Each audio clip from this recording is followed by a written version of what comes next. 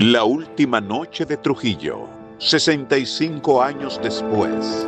Trujillo no iba a renunciar, le iban a proporcionar protección y él le mandó a decir que a él había que matarlo aquí, en su país. Cometió el grave error de atentar contra Rómulo Betancourt. Que en el mes de mayo, los primeros 3 miércoles, ellos fueron a la avenida a esperarlo. A la George Washington, Sí, hoy, sí, Avenida del Malecón. Ahí se actuó con armas de los criollos, con pistolas, Luger y con escopetas recortadas. El hombre tiene un impacto de bala de escopeta. De escopeta. Y él le dijo a Zacarías, no, levántate. Esto es herida, párate, vamos a pelear. ¿Qué es eso? Eso no es así, que el chofer salvó la vida. Y los vio a toditos. No. O sea, Zacarías no los identifica. No, nunca. No, nunca. Matar a Trujillo fue el inicio del derrocamiento del sistema. Pero la maquinaria no se desmontó con su desaparición.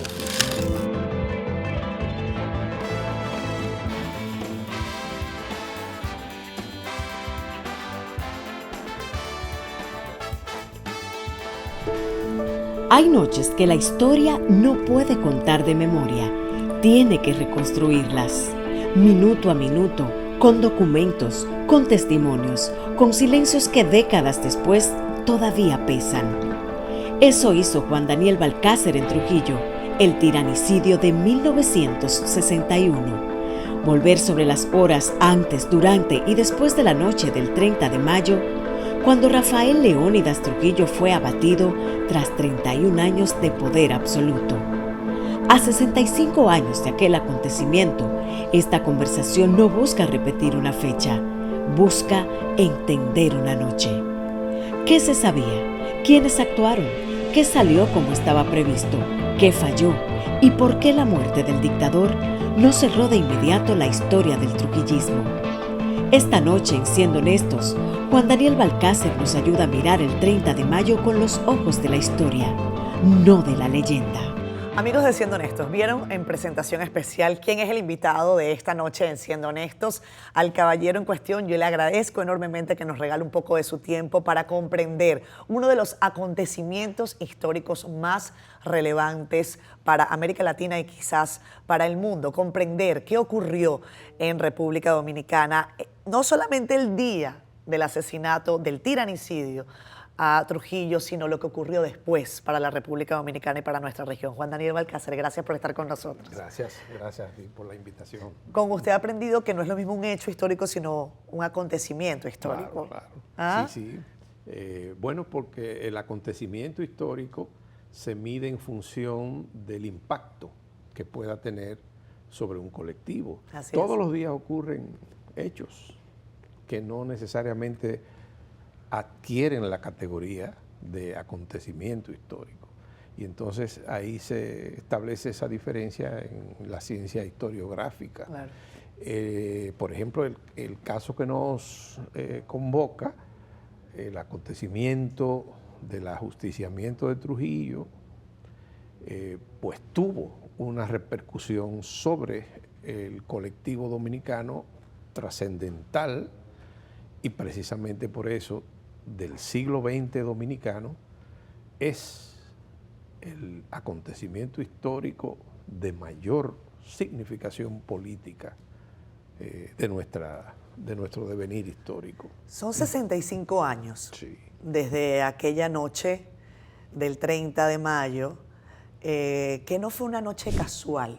Y me gusta que usted en su libro nos ayude a comprender a los que tratamos de hacer aproximaciones históricas, que no se trató de una resolución de achepa, como decimos en la calle. Sí. Fue una construcción de hechos. Y quiero que me ayude a comprender, primero, cómo logra usted llegar a esa conclusión, cuánto tiempo le tomó el libro y cuál es quizás la lectura más importante de este trabajo tan importante que usted le ha dado al país.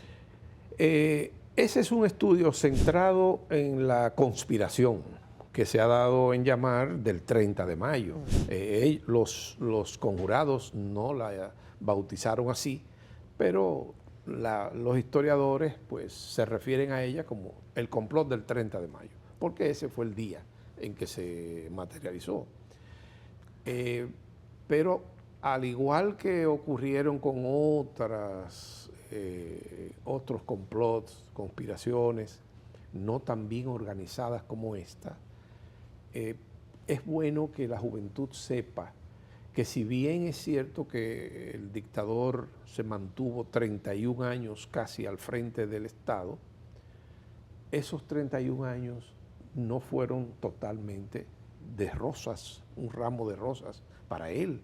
Él tuvo que afrontar a lo largo de su dictadura numerosas tentativas para derrocarlo o para eliminarlo físicamente. ¿Por qué esta fue diferente, Juan Daniel? Yo sé que hubo por lo menos, usted relata por lo menos 10, por lo menos. Sí, andando el tiempo, esta fue diferente. Primero, ya habían transcurrido 30 años, el gobierno estaba sobremanera desgastado, el mismo dictador estaba ya en un declive de su personalidad fisiológicamente hablando.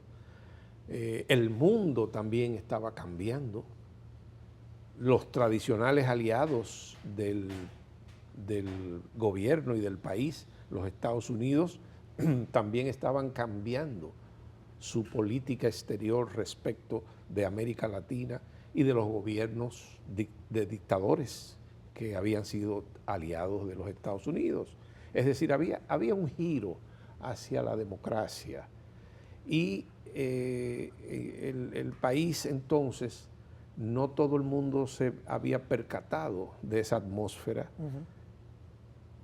Y este grupo, que no necesariamente estaban actuando a tono con esas corrientes internacionales, sí llegaron a la conclusión de que ya había que salir del dictador.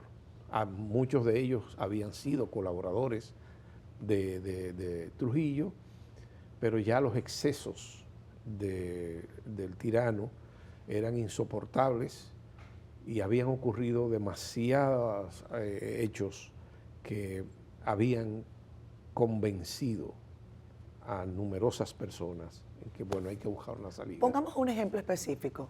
Y entonces, desde 1959, de una forma aislada, algunos miembros destacados de esa conspiración comenzaron a conversar.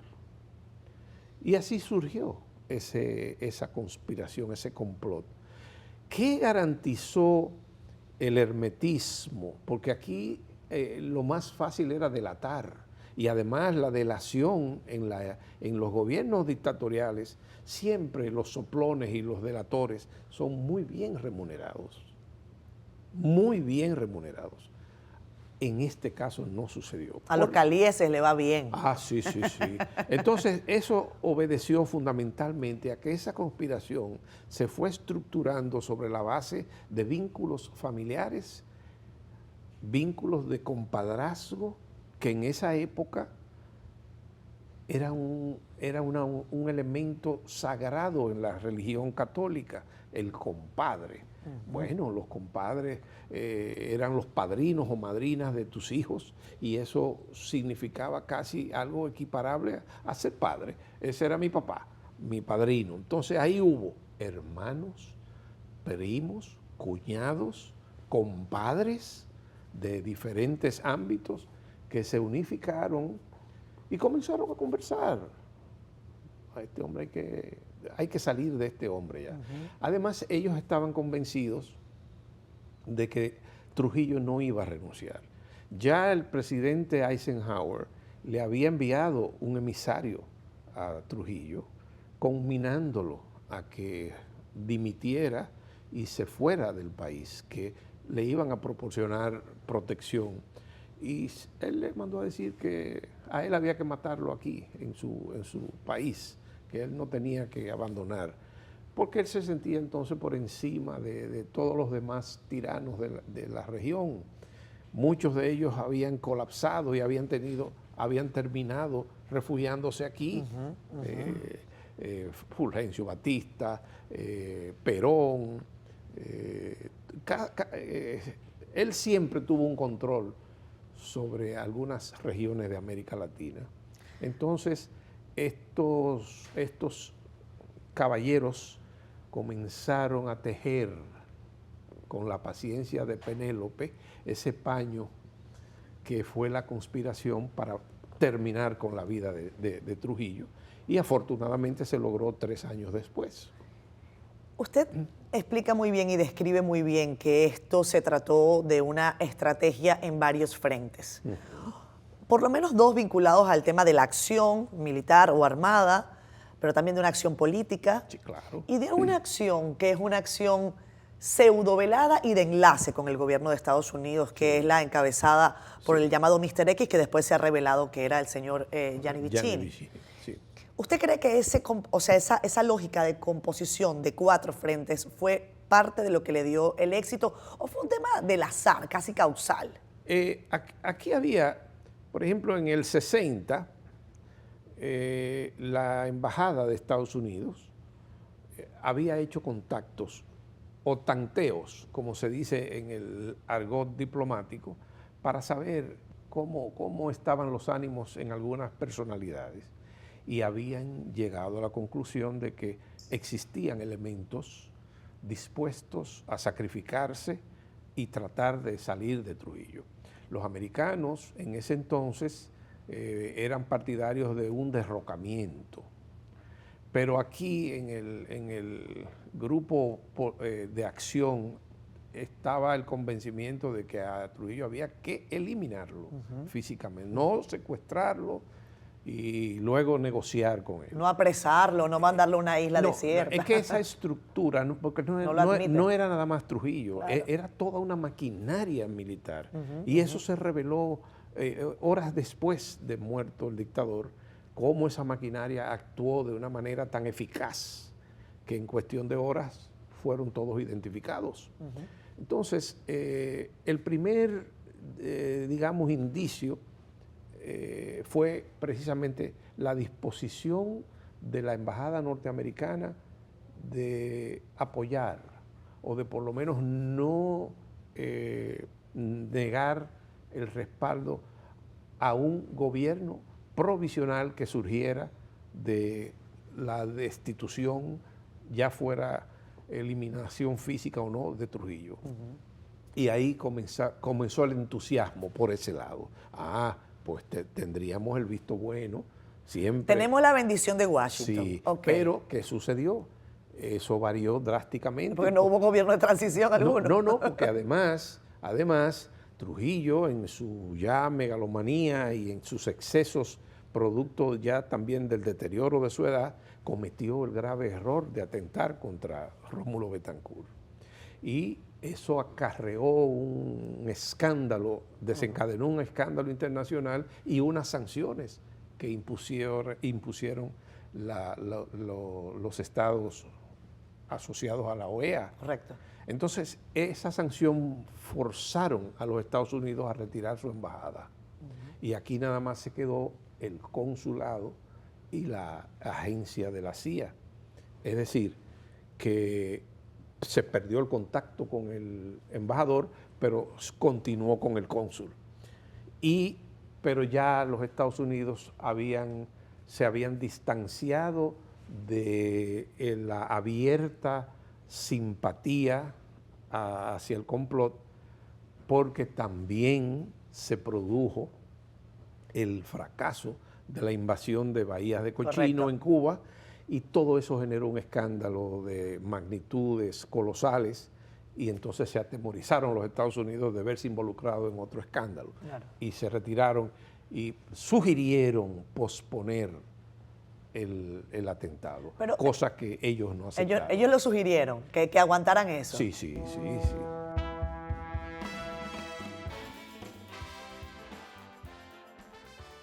Tu cuerpo habla, dice cómo se siente, qué le emociona, qué le molesta.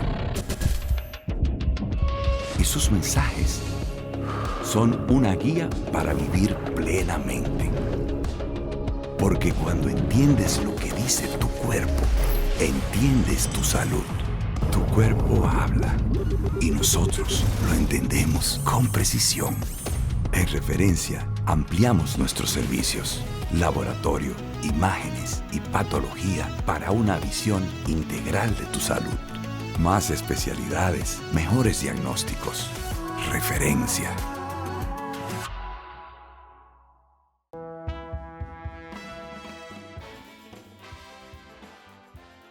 ¿La CIA estuvo involucrada o no en la noche del tiranicidio? No tenemos evidencias. Ok. No tenemos evidencias. Hay una teoría de que el general Arturo Espaillat se encontraba en las inmediaciones, en un restaurante en la feria ganadera, y que como él había tenido vínculos con la CIA, estuvo ahí precisamente para cumplir un papel determinado. Okay. Yo no he podido comprobar que eso fuera cierto. Yo sé que las motivaciones quizás de cada uno de los conjurados, como se les llama, quizás terminaban todas en el mismo lugar, acabar con Trujillo. Pero las motivaciones personales de cada uno quizás eran distintas. Sí. Habían relaciones incluso familiares con Trujillo. Claro. El caso de Pupo Román es algo de lo que se ha hablado mucho. Casado con una sobrina. Y ahí surge la pregunta de mucha gente de si definitivamente se da el traste con esta acción por un asunto de rabia personal en virtud de una serie de despropósitos, una serie de humillaciones, etcétera, por lo menos de algunos de ellos, no voy a decir de todos, porque algunos sí. Tomemos el caso de Antonio de la Maza, cuyo hermano fue asesinado en 1957. Correcto. Dentro del escándalo aquel del secuestro de Galíndez. Lo quisieron vincular con eso y bueno, fue asesinado en una cárcel dominicana, un oficial del ejército. Y entonces los hermanos de la Maza juraron vengarse. Bueno, eso fue qué bueno que hubo ese motivo. Qué bueno que hubo un motivo individual. Claro. Pero ese motivo se tradujo en un beneficio. Sí, pero era un motivo individual que además no era ajeno a lo que ocurría con otras personas. Claro. Eso venía ocurriendo. Y así también ocurrió con otros casos. Y yo estoy seguro que si los familiares de las Mirabal hubiesen podido unirse a un complot, lo hubiesen hecho. Es decir, que el motivo personal no invalida el propósito y el sentido de la acción si el beneficiario es el pueblo.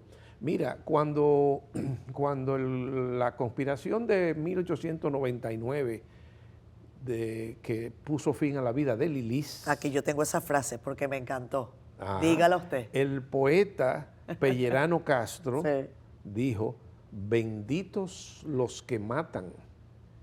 Si es una bestia de sangre la que se hunde y un pueblo el que se salva. Benditos los que matan. Y así es. Benditos los que matan a un dictador porque se salva un pueblo. Y eso aconteció. Ahora, en esa conspiración hubo personas muy jóvenes que tenían ímpetus, arranques patrióticos y que anhelaban un régimen democrático. Claro.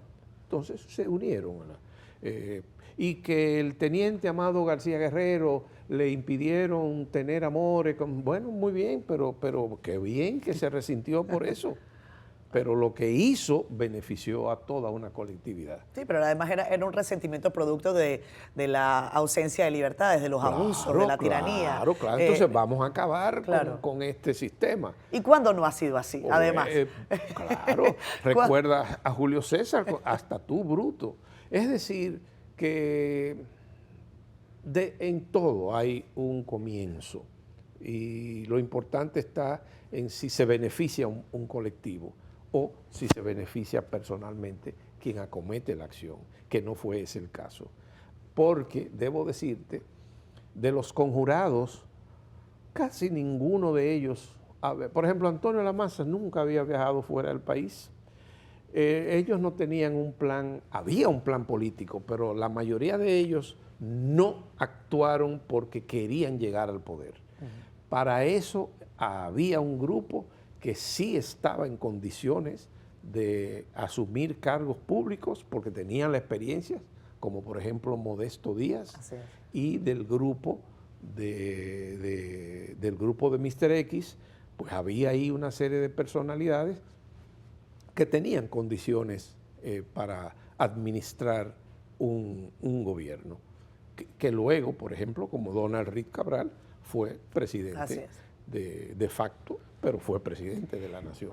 Hay una narración muy interesante y algunos escritores y buenos amigos, historiadores, insisten en que su libro narra muy bien porque además separa un asunto de épica, de hechos fundamentados en testimonios, en documentación, y es quizá la parte inicial del libro que es un enganche porque además es como si fuese una película. Si ustedes no lo han visto, no lo han leído, léanlo. Y a mí me luce preguntarle, en esa cronología del 30 de mayo y hasta el 31 de mayo en la noche, Trujillo no se olía por ningún lado que esto podía ocurrir. Estamos hablando de lo que usted señala, un hombre al que han atentado contra su vida en innumerables ocasiones, un hombre que utiliza la violencia recurrentemente y de una manera muy sangrienta contra sus adversarios, pero un hombre que decidía viajar a San Cristóbal, que estaba muy alejada de la capital, sin escolta mayor que su chofer. ¿Eso era producto de qué? ¿Era un ego desmedido? ¿Era la ausencia de visión? ¿O qué? ¿Él no pensaba que lo podían querer asesinar? Sí. Es que ese tipo de hombre acostumbrado al poder desmedido, al abuso de la fuerza, sabe que esas mismas técnicas, esa misma medicina se la pueden recomendar y aplicar a él. Además, Trujillo era un hombre guapo, no era un timorato. Y sentía, él creía en verdad que era un caudillo. Es decir, que a él el pueblo lo amaba y no supo distinguir entre lo que es simular amar y amar.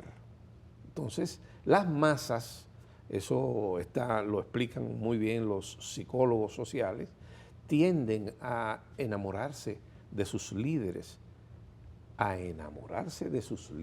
Por eso, a veces siguen ciegamente a determinados directores de pueblos de una manera casi ciega, ¿no? Pero en el caso de Trujillo era más el temor que la lealtad, que el carisma. Y además el hombre tenía carisma. Un militar con el poder que tenía, el dinero, el poder, todo, infunde respeto, temor y además, en última instancia, vamos a concederle que tenía carisma. Trujillo creía, pero él sabía que se le temía. Entonces, en algunas circunstancias, prohibió que los dispositivos de seguridad le fueran tendidos, porque él entendía que él estaba que esta era su finca.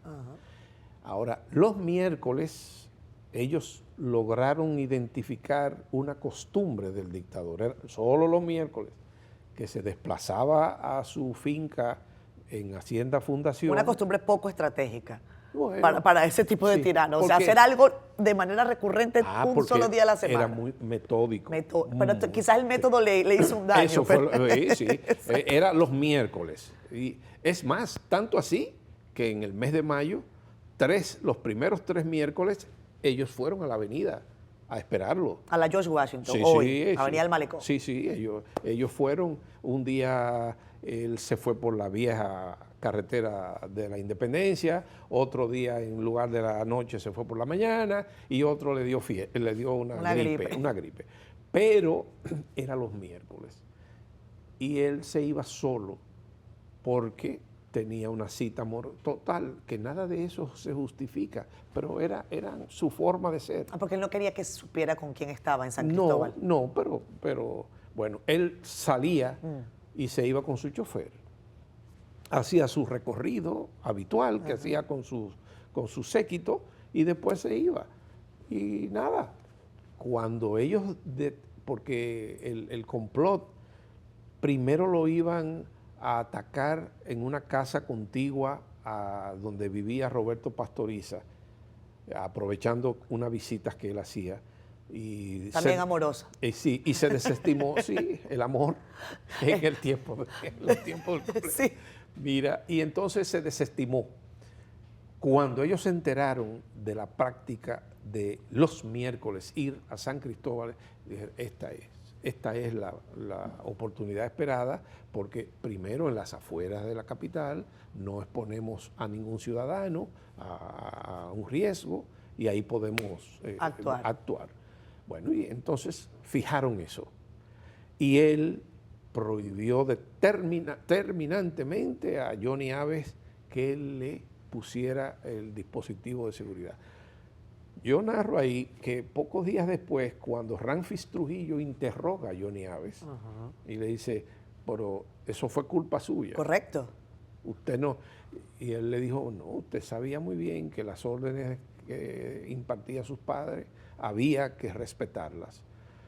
Pero usted tenía como quiera. Bueno, además yo lo protegía a él de sus enemigos, no de sus amigos. Y ahí quedó la conversación. Pero en realidad... Pero Ramfis no inició una investigación formal contra Johnny Aves, claro. Sí, bueno, porque nunca le gustó Johnny Aves. Claro. Pero no pudo comprobar nada y lo dejó. Pero le habría gustado, porque así como interrogó a Johnny Aves, también tuvo preso una semana o algo así al general Espaillat, porque el general Espaillat reveló que vio parte de la acción y se devolvió, pero el general Espaillat andaba con su esposa en el vehículo y Ramfis entendía que él debió quedarse ahí a defender a su padre. Él se devolvió a buscar ayuda, lo lógico. Sí, estratégicamente no iba a poder hacer mucho. Él se devolvió y buscó, fue donde el secretario de la Fuerza Armada y nada.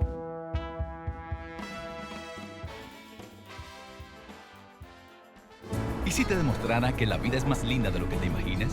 Las cosas simples son las que cuentan. Porque todo lo que se hace desde el corazón, florece. Que cada sabor guarda un origen. Y cada origen, una historia sembrada con esperanza. Y cuando menos lo esperas, la vida te sorprende. Desde hace 60 años, hemos estado ahí recordándote que siempre existen razones para ver la parte rica de la vida. 60 años. Así de rica es la vida.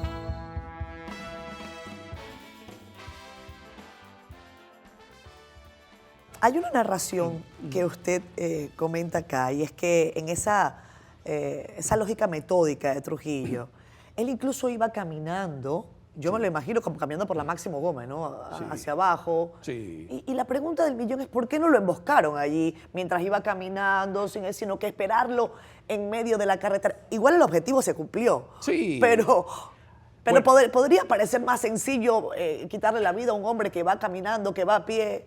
No lo sé. Que el problema era que se involucraba más gente, más personas civiles y no había necesidad de incurrir. Las armas que se utilizaron en el tiranicidio.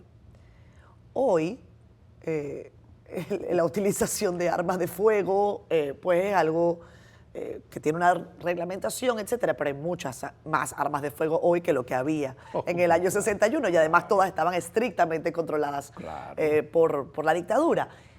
¿Cuáles armas se utilizaron? ¿Y qué no se ha dicho sobre eso, Juan Daniel? Los norteamericanos, a través de la embajada, habían prometido proporcionar unas armas que no resultaron tantas como se prometieron. Y ¿Cuántas prometieron? Bueno, prometieron un arsenal. Ajá. ¿Y cuántas mandaron? Dieron tres revólveres, tres ametralladoras. Sí, 3 ametralladoras, que 2 de esas se usaron.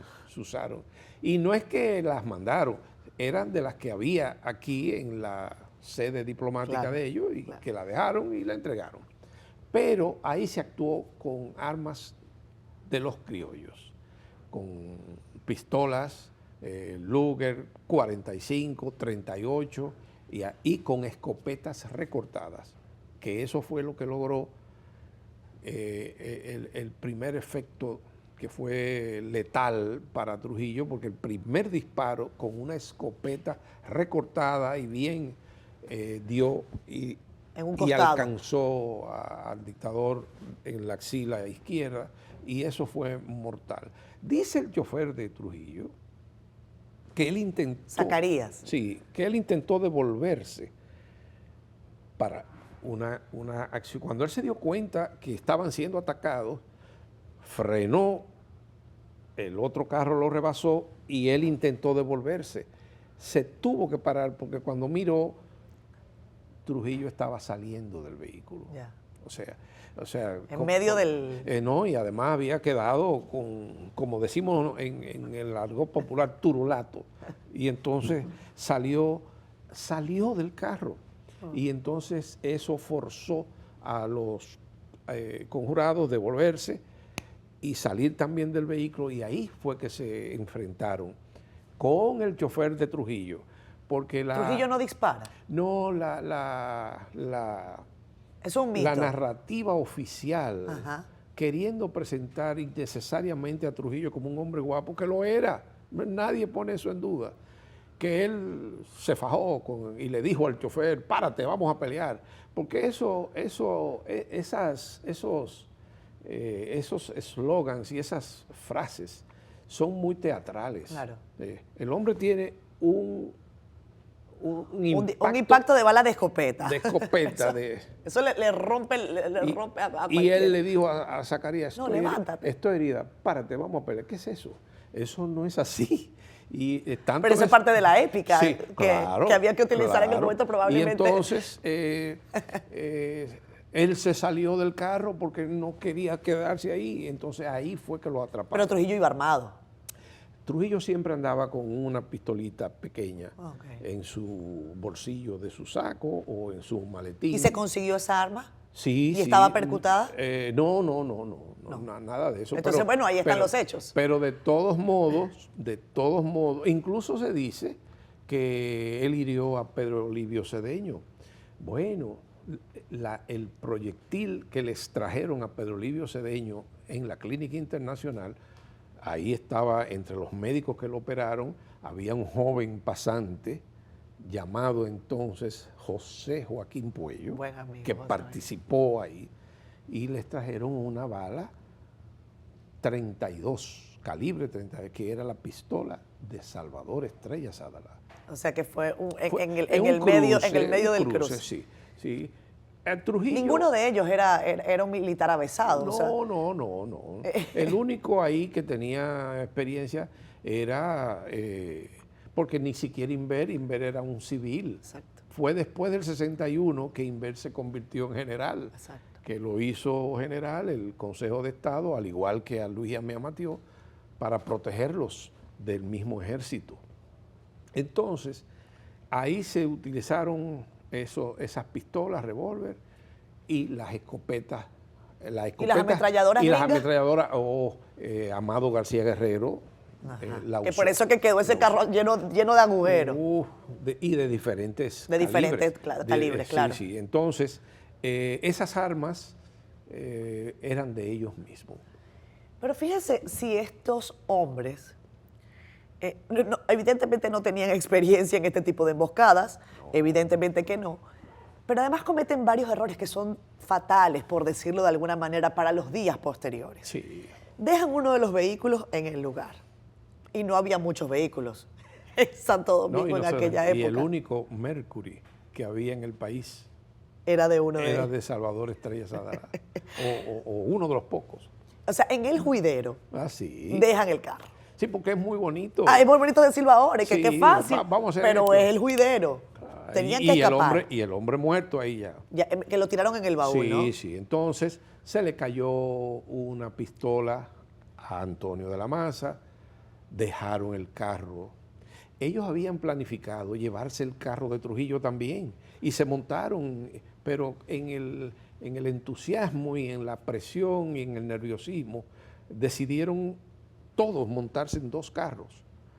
Dejaron el de Salvador, que no prendió. ¿Por eso que lo dejan? Sí. Y entonces dejaron el carro de Trujillo, que lo iban a desaparecer, porque si ellos desaparecen esa prueba, claro, era más difícil para las autoridades identificarlos. localizar. Entonces, otro detalle que alteró sensiblemente los planes, que el chofer salvó la vida. ¿Y los vio a toditos? No, eso era una oscuridad tremenda. No. O sea, Zacarías no los identifica nunca. Nunca. Mira, a diferencia de Lilis en 1899, que sí vio quién le tiró, Trujillo no supo quién lo atacó. Porque primero eso era una oscuridad pasmosa, una oscuridad. Y bueno, fue atacado, pero el chofer salva la vida, que ellos creyeron que había muerto. Porque el único que disparó ahí, que se fajó bien, fue Zacarías, con 2 ametralladoras usó. Y luego dejó de disparar y ellos creyeron que había muerto. Él había perdido el conocimiento o fingió perder el conocimiento. Porque quedó gravemente herido, fueron no sé cuántos. Él se salvó porque tenía 7 balazos, pero si no, Ramfis hubiese pensado que estaba involucrado. Por eso es lo que te ves, No, claro. tenía diferente. Y él logró llegar, él cruzó, porque eso era un matorral, eso era... ¿Y a dónde llega ahí? Él cruzó por el monte, sí, unos campesinos, porque eso era un campo. Lo llevaron a la Avenida Independencia, que era la carretera sí, Sánchez. Ajá. Es todavía la afuera, ¿no? Y de ahí cogió un carro público, no se le decía taxi entonces, y lo llevaron al Hospital Militar Marión, que quedaba donde hoy está el oncológico, en las proximidades de la UAS. sí. Ahí Hospital Militar. Ahí llegó un hombre con 7 impactos de bala que dijo llamarse Zacarías de las Cruz, chofer del jefe, miren cómo estoy, y el jefe no se sabe dónde está. Eso fue a las 11 de la noche. De ahí se llamó a la casa de Angelita Trujillo, contactaron a León Esteves, su esposo, y de inmediato se llamaron al SIM, al Servicio de Inteligencia Militar. El jefe en ese momento era Roberto Figueroa Carrión. Se le avisó a Johnny Aves que estaba dirigiendo una emisora que se llamaba Radio Caribe. Bueno, y de ahí comenzó la investigación antes de la medianoche. ¿En cuánto tiempo capturan a los conjurados? Eso tardó varios días. Algunos se escondieron. Yo sé, llevaron a uno a atenderse a Pedro Livio. A Pedro Livio, bueno, porque Pedro estaba Livio herido. lo agarraron esa misma noche. A Pedro Livio lo interrogaron, lo operaron.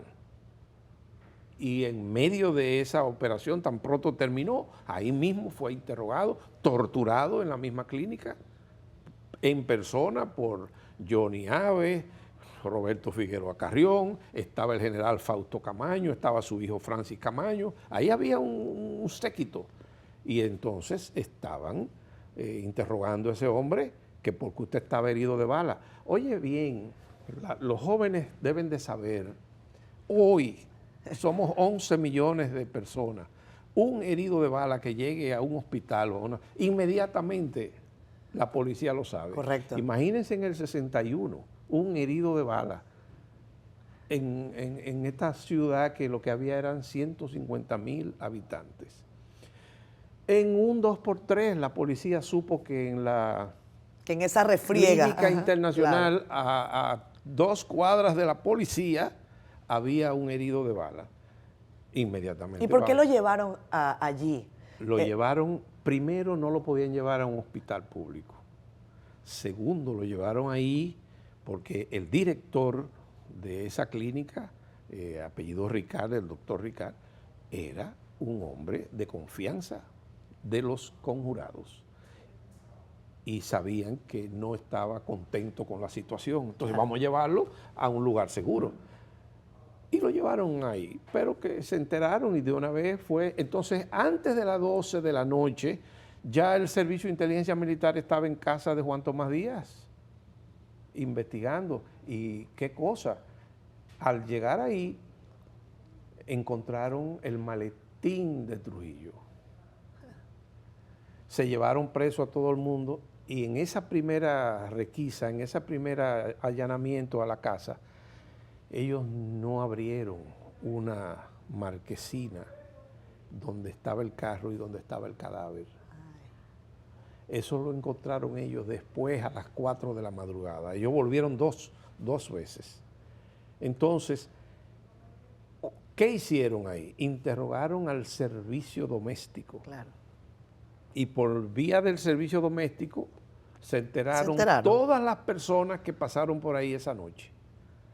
De manera que antes de la 1 de la madrugada, ellos sabían que por ahí había estado Antonio de la Maza, pero habían encontrado una pistola en la avenida, propiedad de la Maza.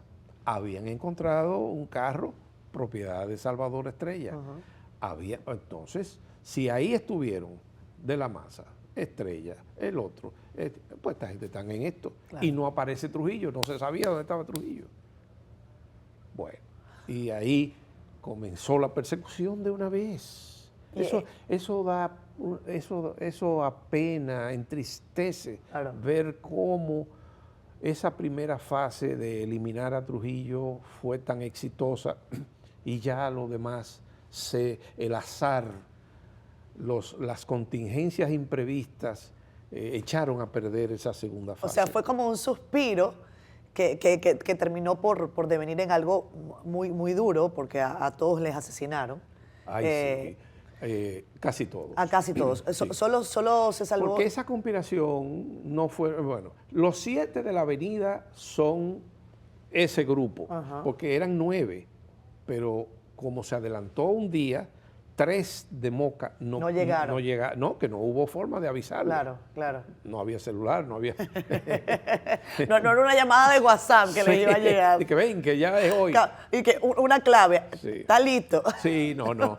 Entonces, de la Maza, al saber eso, armó su conspiración, su grupo, con la gente que tenía aquí. Correcto. Entonces, es que se enteró a las 5 de la tarde que eso iba a ocurrir. Y entonces, o sea, que se iba a ir a San Cristóbal. Entonces le avisaron a los demás. De esos que faltaron de Moca, había 2. Uno era Eduardo Antonio García Vázquez, padre de este gran economista Eduardo García Michel. Y otro era Ernesto de la Maza. Ellos 2 tenían funciones muy específicas después de muerto Trujillo. Uno tenía que buscar un grupo, ocupar una emisora de radio, hacer un comunicado. Pero otro también tenía que buscar a Pupo Román para lograr apresar a la familia Trujillo, a los que estaban aquí, a Héctor Bienvenido, Petán, los peligrosos, y a los personeros del régimen, para entonces poder dar un golpe de Estado. Claro, para poder negociar cómo que vamos a hacer esto, claro. Sí, y tenemos a Trujillo. Correcto. Ellos no le iban a decir, está muerto, pero lo tenemos. Claro. Y nada de eso se pudo hacer. O sea, eso iba a devenir en una suerte de golpe de Estado para poder avanzar. Para poder avanzar. Y ellos sabían quiénes tenían condiciones para dirigir un gobierno. Ellos lo tenían todo. ¿Quién era el candidato fundamental para...? Uno de ellos era Modesto Díaz. Modesto Díaz. Que era, además, un armador político excepcional del Partido Dominicano. Claro. O sea, tenía formación, pero además lo que más había era quién podía ocuparse de eso. Usted sabe que a mí me encanta esta historia porque además nos ayuda a hacer muchos paralelismos con cosas que han ocurrido recientemente, muy cerquita de acá. Sí, claro. Y entre otras cosas, el paralelismo viene porque difícil es que se pueda modificar un curso autoritario sin la participación velada de gente de dentro de este esquema. Sí. Es absolutamente imposible. Así es. Entonces, no se da el avance hacia una transición democrática de manera inmediata, profesor. Se pasan unos cuantos años de dificultades, de torturas, de crisis. ¿Cómo es que finalmente se logra sacar a la familia Trujillo? Sí. ¿Y qué pasa allí? ¿Cómo se les convence? Por ejemplo, a un Ramfis que viene lleno de ira, vengando a su padre, para que definitivamente den paso a otra cosa. No la mejor, pero otra cosa. La transición de los regímenes autoritarios hacia sistemas democráticos siempre suele ser traumática, y sobre todo cuando hay un tiranicidio. Y aún peor aún todavía. Esa transición casi siempre es imposible si no se hace mediante un golpe revolucionario que sea, digamos, avasallante. Hay que contar con personas del antiguo régimen para que continúen. Y tú entiendes lo que yo lo entiendo perfectamente. Los muertos Trujillo, ¿sabes que el presidente Kennedy se encontraba en París y sin percatarse, ellos dieron la noticia primero que la República Dominicana por la diferencia de hora? Claro. Y ellos anunciaron que tenían informes de que Trujillo, y aquí todavía no lo habían anunciado. Claro. Eso generó un poco una situación diplomática tensa. Pero ya de vuelta a Estados Unidos, el presidente Kennedy se reunió con su equipo y les dijo, y ahí enunció lo que se llamó la doctrina Kennedy sobre República Dominicana. Les dijo, muerto Trujillo, en República Dominicana tenemos tres opciones.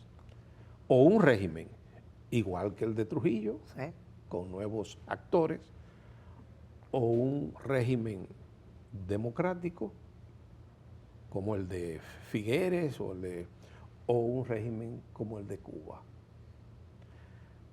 Debemos hacer todo lo posible para evitar una Cuba 2. Una Cuba 2. Claro. Y si no podemos evitar el régimen dictatorial de fuerza, entonces vamos a proteger, vamos a fomentar y apoyar al pueblo hacia la democracia. Nuestro único hombre por el momento es Joaquín Balaguer, de manera que llevemos a Balaguer de la mano para desarrollar la democracia. Eso dijo Kennedy en el 61. Claro. Y bueno, matar a Trujillo fue el inicio del derrocamiento del sistema, pero la maquinaria no se desmontó de raíz, de cuajo, con su desaparición física. Fue un proceso tortuoso y doloroso para el pueblo dominicano.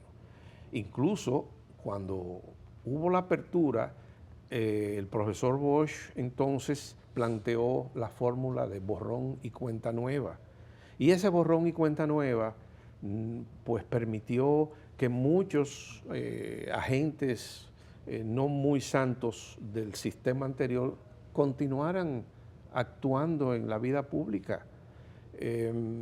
Aquí no hubo, como en Nuremberg, no hubo un juicio, aunque sí hubo un intento con los asesinos de las hermanas Mirabal que fueron condenados. Sin embargo, 3 años después fueron liberados. Liberados por una circunstancia específica de la revolución. La transición hacia la democracia, al morir Trujillo, llega su hijo Ramfis, asume el poder. Correcto. Junto a la parte militar, porque la parte política era Balaguer. El gobierno entre junio y noviembre del 61 fue el binomio Ramfis-Balaguer o Balaguer y Ramfis. Bueno, la cuestión es que eso fue un periodo de terror.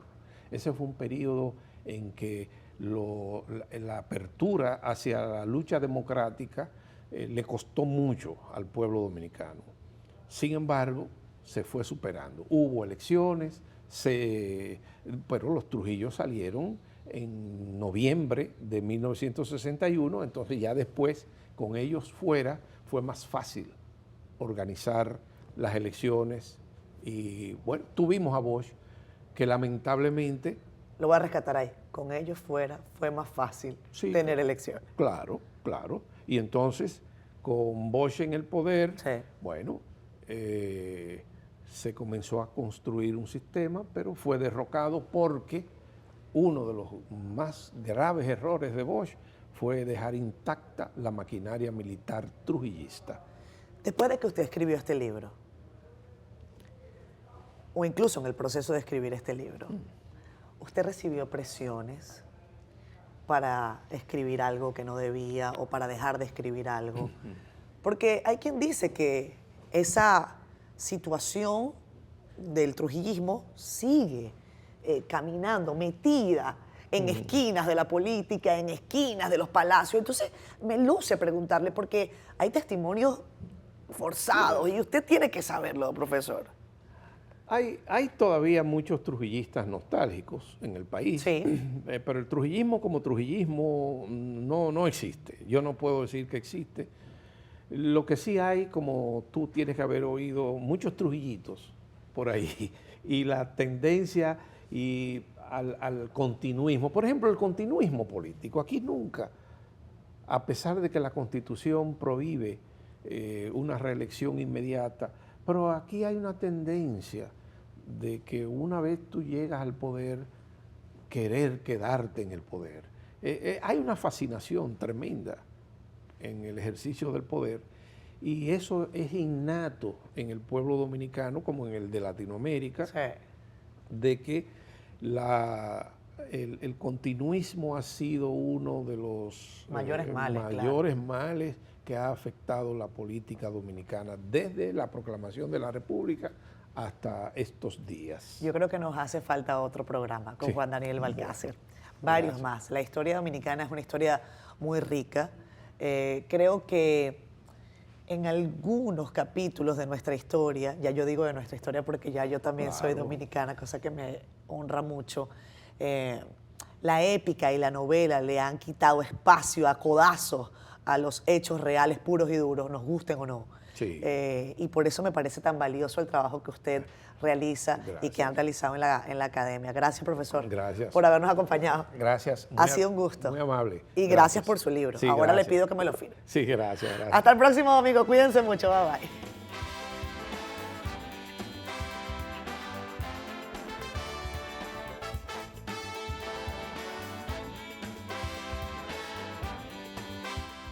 Siendo Honestos fue presentado por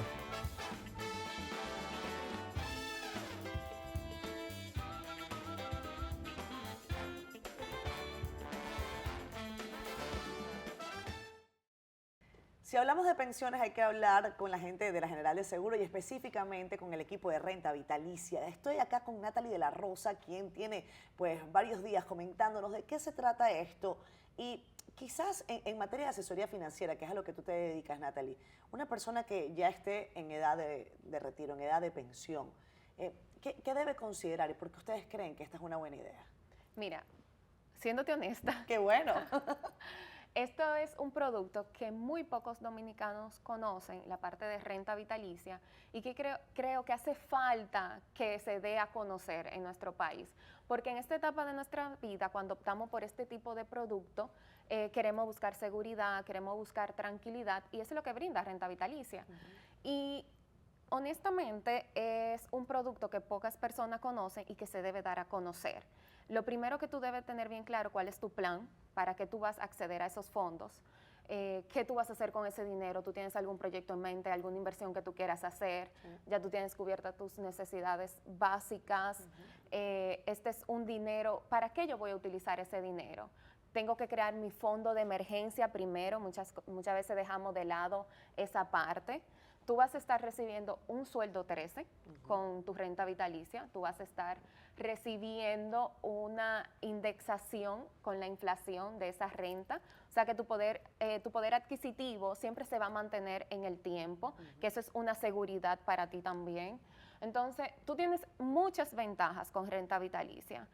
Tú tienes la parte del flujo de caja que tú vas a recibir mensualmente, lo cual esto te puede avalar cualquier préstamo y tú puedes utilizarlo para cualquier proyecto, asimismo para hacer cualquier inversión en el mercado de valores, comprar bonos, tú tienes fondos de inversión también, que es sumamente importante, y eso va a hacer que tu dinero siga creciendo, porque es un flujo extra que tú tienes y algo sumamente importante, que también tú tienes la posibilidad de seguir trabajando a pesar de que tú tienes ya esta pensión, o sea que es un dinero extra que te está entrando. Entonces, es maravilloso porque tú... Y que si no se va a quedar allí en el tiempo que uno no sabe. Claro, y sobre todo que ese riesgo de longevidad, tú lo estás transfiriendo a la aseguradora. O sea, tú estás ganando por toda parte. Claro. Entonces, eso es muy importante. Cuando la gente se pregunta todo esto, piensa también en, ¿eso es seguro? ¿Qué certezas hay en el sistema de la República Dominicana de que este tipo de estrategias funcionan y están debidamente avaladas por la ley? Bueno, mira, la General de Seguro está supervisada por la Superintendencia de Seguro y de Pensiones también por el tema de renta vitalicia, el cual sobre todo le da mucho más peso. O sea, es algo bastante seguro porque está regulada por las instituciones de nuestro país. Entonces, es algo que realmente un producto maravilloso para esta etapa. Gracias, Natalie. Natalie de la Rosa es asesora financiera y ha estado con nosotros acá en Siendo Honestos. Este programa en la plataforma de YouTube llega a ustedes gracias también al equipo de Miravisión, que son los que ponen el canal como debe ser. Si usted quiere que su canal de YouTube llegue a otro nivel, llame a Ricardo Miranda y a su gente, que ellos le van a dar esos tips que uno definitivamente no conoce y que hacen que la plataforma se nutra de gente linda como tú que nos estás viendo por aquí.